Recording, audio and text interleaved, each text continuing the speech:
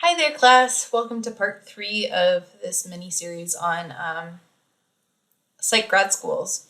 So we have just been talking about the differences between the PhD and the PsyD programs. And now we're going to move into accreditation and licensure and then other types of programs. So we have to think about accreditation. So basically, we need to say that basically, given the stamp of approval from the APA, that there are doctoral programs that are meeting certain guidelines. So accreditation really means this program meets our guidelines, we're cool with that.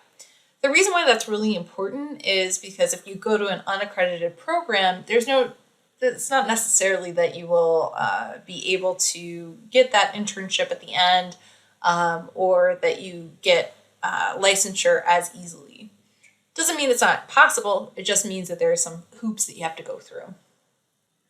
So that's a really important thing for us to know, is whether or not your school is accredited. So I would definitely look at that and see whether or not your program is accredited. This also goes for licensure. So there are certain internships that are accredited and certain ones that are not. So the ones that are accredited give you a better chance of getting that license at the end of things. Just so you know, the term psychologist is very specific.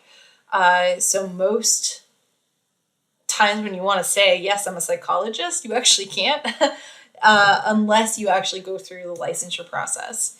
And that's in 48 of the 50 states. So yeah, you have to have a doctorate and then you have to also be licensed, which is kind of an interesting thing. There are other fields that you can still get licensure at. So you will see that social workers, right? So you can be a licensed clinical social worker, for example, a licensed professional counselor, marriage and family therapist. All of those can be licensed, so you can still practice. And each of these disciplines figures out how to accredit these different things. So if you are in counseling instead of in clinical psych, they have their own counseling board that kind of says, this is the programs that we think are meeting that minimum standard. So make sure that you do check for accreditation regardless of what school you're going to, and not just the institution. You have a better chance of, getting your license. You have a better chance of, getting out and having a good job if you do have all of those kind of credentials behind you, right? So accreditation is kind of saying, yep, they meet this. I don't know what this word of caution is about online-only graduate programs, but you might want to look into their accreditation as well and make sure that they are accredited. There are some weird ones, such as you can get a school psychology terminal degree or an IO, which is industrial organizational degree at the master's level. So what we mean by terminal is that that's the end, right? You don't have to go further in your graduate training program. So there is no terminal degree, I think, for clinical psych at the master's level because you can always go to the PhD. They do have doctoral degrees available in both.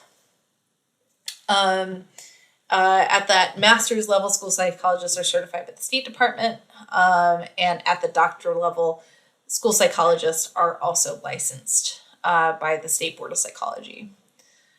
So, just as an interesting side note is that when I went for my licensure, actually I had to take, the licensure exams, and they actually talk a lot about IO psych, even though that's not a field that I knew anything about.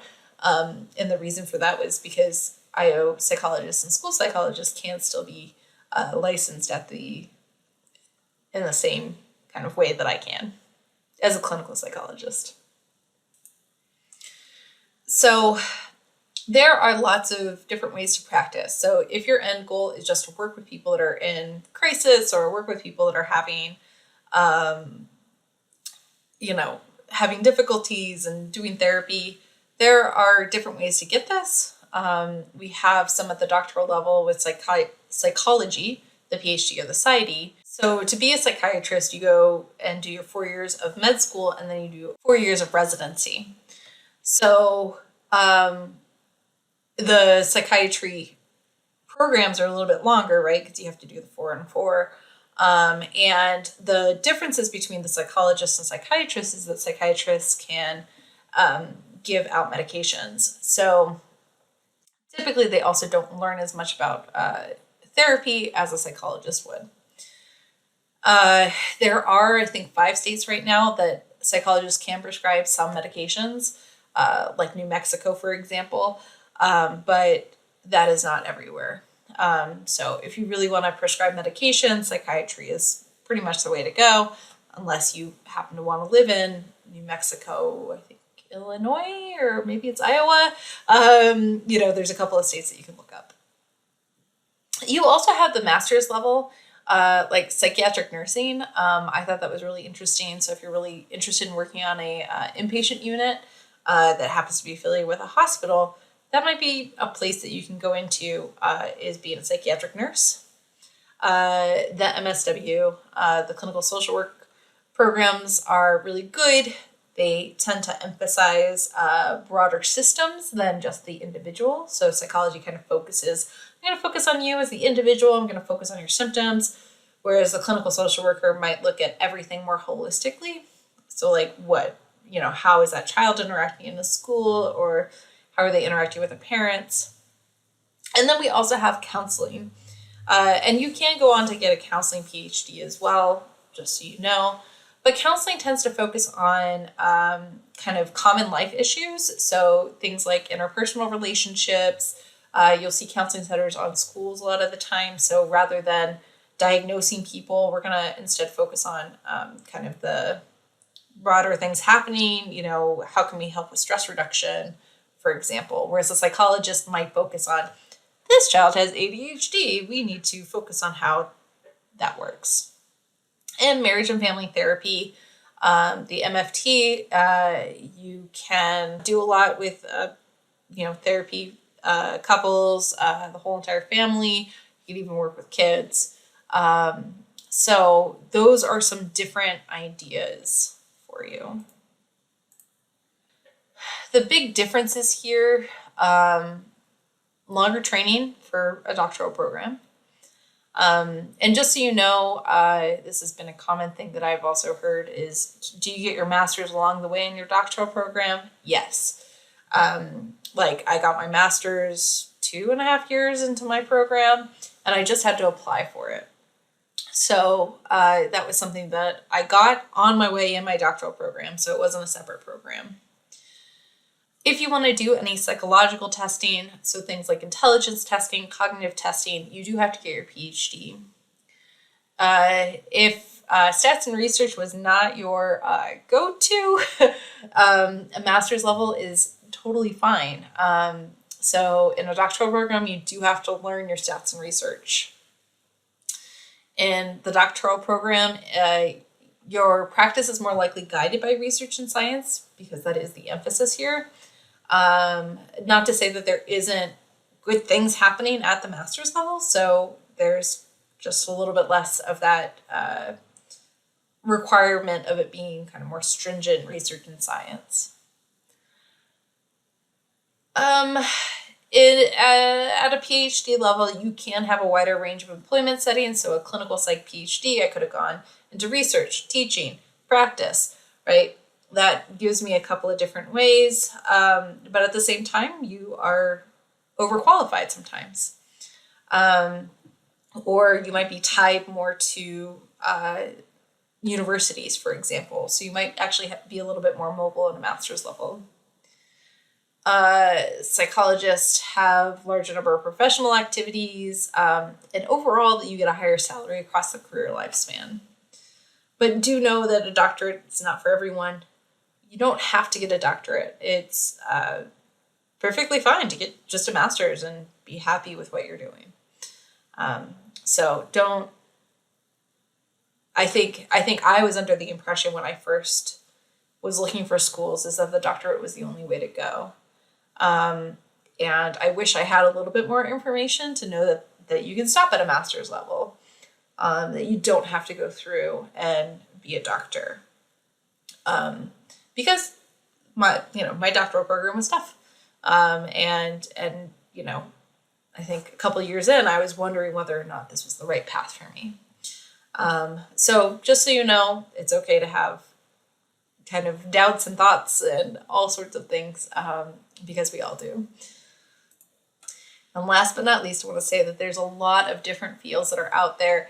You can still work in so many cool places. So let's say you want to work with children with autism. You could be an occupational therapist, which is like teaching them how to do things that are, skill-based. So thinking about are they able to actually do things for their life, brush their teeth and go to school and all of that. Physical therapy, right? Can you teach that child how to hold a pencil better? Because a lot of children with autism have a hard time with fine motor skills. You could do teaching, right? Speech pathology is another one. Law, you can always go into law, HR, management. There are lots of careers that are out there. So don't be stuck into thinking that all we have is, I gotta be a clinician or nothing. Instead, there's a lot of different things you can do. So do ask yourself, what do you want to do? If you just want to do therapy, you don't have to. Be a psychologist, you be a master's in social work. If you want to do more of that research and teaching practice, then psychology is good for you. How long do you want to be in this? If research is really what you want, PhD is the way to go. Another thing, can you afford doctoral training?